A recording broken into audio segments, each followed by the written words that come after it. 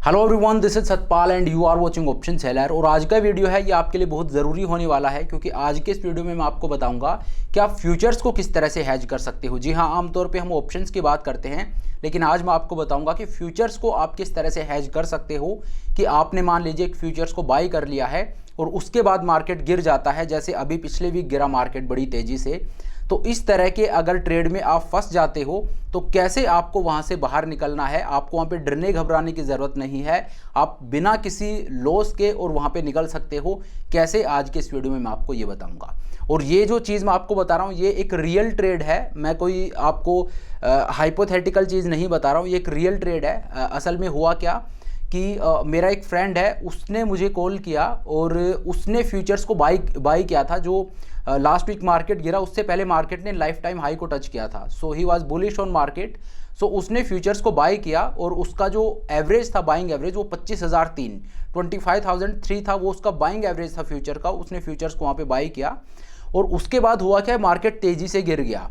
So market ने गिरना start किया। सो मार्केट 24,700 या समथिंग वो मार्केट की एक्सपायरी हुई थी, वहाँ पे मार्केट की क्लोजिंग हुई थी जो पिछला फ्राइडे था उस पर।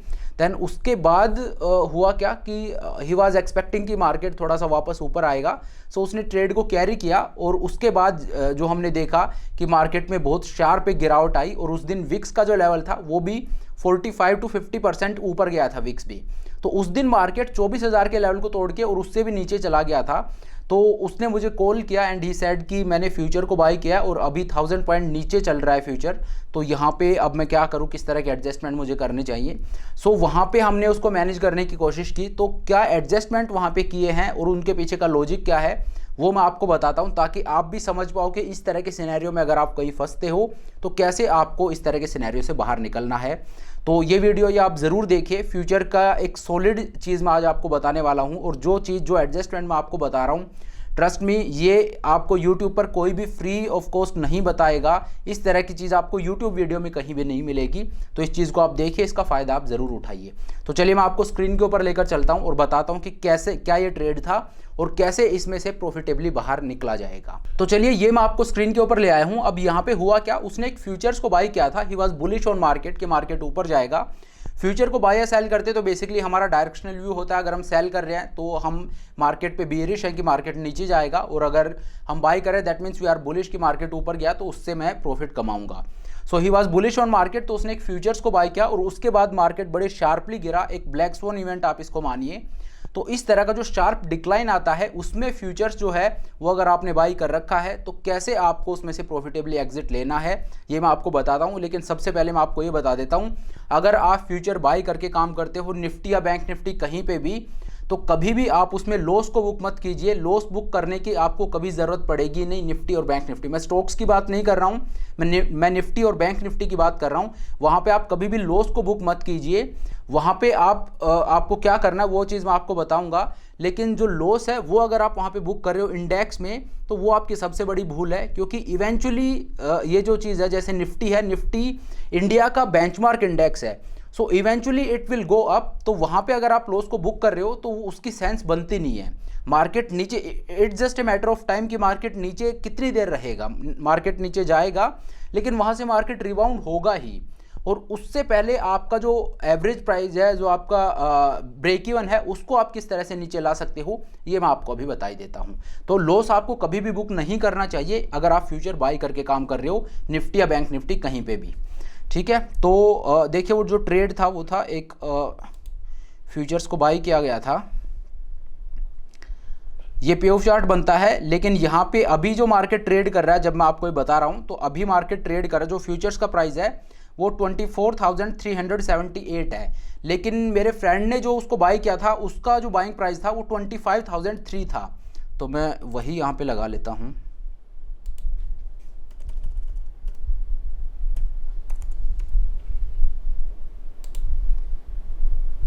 ये उसका बाइंग प्राइस था और अभी उसका जो लॉस है वो ऑलमोस्ट 16,000 रुपये का, 16,000 रुपीज़ का उसको यहाँ पे लॉस हो रहा है। लेकिन ये मार्केट थोड़ा अभी ऊपर आ चुका है, ऑलमोस्ट मार्केट 300 साढ़े 300 पॉइंट ऊपर आ गया है। वरना हुआ क्या था, जिस दिन विक्स में एक बड़ा सर्ज आया था 50% का, उस दिन मार्केट 23,900 को टच करके ऊपर आया था। तो उस टाइम पे उसका लॉस था वो 25,000 से भी ऊपर का था एक लॉट के ऊपर। और उसी दिन उसने मुझे बताया कि ऐसे ऐसे मैंने एक ट्रेड ले रखा और मार्केट बड़ी तेज़ी से अब गिर गया है, तो यहाँ पे मुझे क्या करना चाहिए। तो उससे पहले हम एक और एडजस्टमेंट कर सकते थे। बाय द टाइम उसने मुझे बताया उससे पहले एडजस्टमेंट एक हो जाना चाहिए था। जब मार्केट 400-500 पॉइंट गिरा तो उसी दिन एक एडजस्टमेंट कर देना चाहिए था, लेकिन उसने मुझे, क्योंकि बाद में बताया जब मार्केट 24,000 को भी के लेवल को भी मार्केट ने तोड़ा, तो उसने मुझे बताया, तो वहाँ पर फिर मैंने क्या एडजस्टमेंट उसको सजेस्ट किया वो मैं आपको बताता हूँ। तो देखिए, जब मार्केट ना नीचे चला गया, उसका लॉस इस तरह का था, सो व्हाट आई डिड कि फ्यूचर जो है, फ्यूचर में आपको कभी भी लॉस बुक करने की ज़रूरत नहीं है। जैसा कि मैंने आपको बताया, फ्यूचर को आप सिंपली रोल ओवर कर सकते हो कि ये आपने बाई कर रखा है, मार्केट को आप 1000 पॉइंट गिरने दीजिए, 2000 पॉइंट गिरने दीजिए। अगर मार्केट 2000 पॉइंट भी गिर जाता है तो वो जो लॉस आपको दिख रहा है वो सिर्फ स्क्रीन के ऊपर है, वो लॉस आपने बुक नहीं किया है। ठीक है, तो आपको करना क्या है, सिंपली मान लीजिए एक्सपायरी आ जाती है और आपका लॉस है वो यहाँ पे 40,000 रुपये का है, तो आप क्या करोगे, आप अपने फ्यूचर में उस लॉस को बुक मत कीजिए, उससे आप डरिए मत। वो लॉस आपकी पॉकेट का लॉस नहीं है, वो लॉस सिर्फ स्क्रीन के ऊपर हो रहा है, वो नोशनल लॉस है। तो आपको क्या करना है, सिंपली एक्सपायरी आ गई है तो एक्सपायरी पे उस ट्रेड को काट के और अगले एक्सपायरी में सेम ट्रेड आप ले लीजिए, सेम फ्यूचर को आप बाई कर लीजिए। इसको बोलते हैं रोलिंग ओवर द ट्रेड। तो ट्रेड को आप रोल ओवर कर दीजिए और उसके, क्योंकि इवेंचुअली मार्केट ऊपर आएगा, तो जब मार्केट ऊपर आएगा तो वहाँ पे आपका जो भी लॉस था, वो नोशनल लॉस था, वो सारा वहाँ पे हट जाएगा।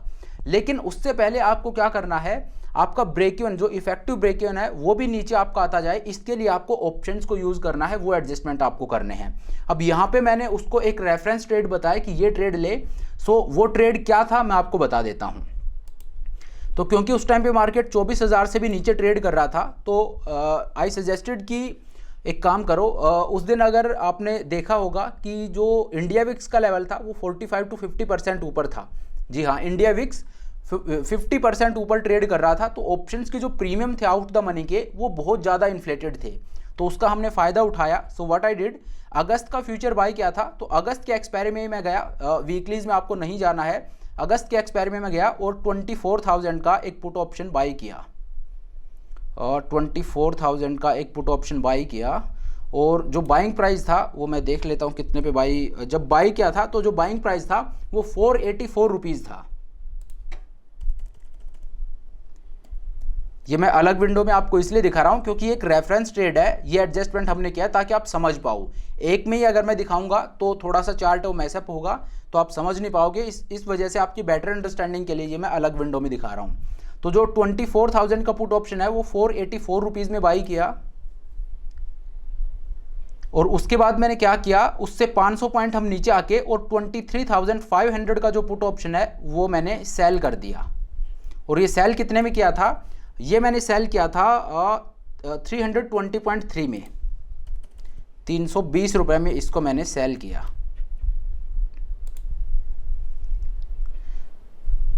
ये मैंने ट्रेड लिया था कि जो मैंने 24,000 का पुट ऑप्शन बाई किया वो 484 रुपीज़ में बाई किया, और जो 23,500 का पुट ऑप्शन है वो 320 रुपीज़ में मैंने सेल किया। तो बेसिकली ये जो हैज मैंने बाई किया इसके लिए मैंने 484 रुपीज़ पे किए थे, उसमें से 320 रुपीज़ मैंने मार्केट से वापस ले लिए। तो नेट मैंने मार्केट को कितना पे किया, 164 रुपीज़ की मेरी यहाँ पे कॉस्ट है, लेकिन इसको भी मुझे कम करना है। तो फिर मैंने क्या किया कि ये मैंने ट्रेड ले लिया, बट साथ में मैंने क्या किया, मेरा जो फ्यूचर्स मैंने बाई कर रखा था उसका एवरेज प्राइस कितना था, 25,003, इस पे मैंने बाई किया था।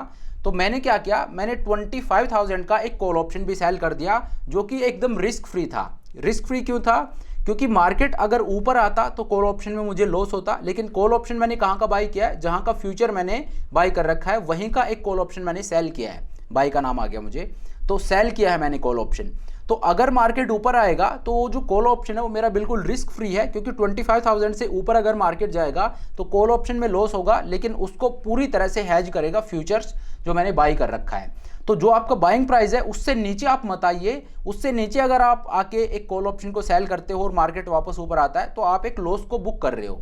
लेकिन जो आपका बाइंग प्राइस है वो या उससे ऊपर का ऑप्शन अगर आप सेल करते हो कॉल ऑप्शन, तो वो एक रिस्क फ्री कॉल ऑप्शन होता है जो आप सेल कर रहे हो, क्योंकि उसको परफेक्टली हैज कर रहा आपका अंडरलाइन जो फ्यूचर आपने बाई कर रखा है वो। तो वही चीज़ हमने यहाँ पे की, क्योंकि ऑप्शंस, क्योंकि इंडिया विक्स का लेवल था वो इतना ज़्यादा इन्फ्लेटेड था, तो प्रीमियम थे वो अच्छे थे, इस वजह से क्या किया, नीचे की तरफ एक बियर पुट स्प्रेड लगा दिया और ऊपर की तरफ एक बेसिकली एक कवर्ड कॉल मैंने सेल कर दिया फ्यूचर्स के अगेंस्ट, जो मेरा बाइंग प्राइस है उसी स्ट्राइक का, मतलब 25,000 का ही। तो 25,000 का मैंने यहाँ पे एक कॉल ऑप्शन सेल कर दिया। और ये जब मैंने सेल किया था तो प्राइस क्या था, एक सेकंड में चेक कर लेता हूँ। और जो मेरा प्राइस था वो था 104.55।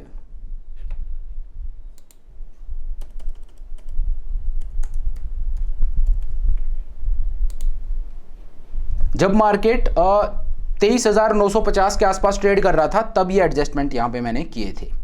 तो ये वो मेरा रेफरेंस ट्रेड था, ये वो एडजस्टमेंट था जो मैंने किया कि एक मैंने बियर पुट स्प्रेड लगा दिया, एक कॉल है उसको मैंने शॉर्ट कर दिया। यहाँ पे जो बियर पुट स्प्रेड था इसकी कॉस्ट मेरी थी 164 रुपीज़, क्योंकि 484 मैंने मार्केट को पे किए थे, 320 मैंने मार्केट से वापस ले लिए थे, तो इफेक्टिवली मैंने मार्केट को 164 रुपीज़ पे किए।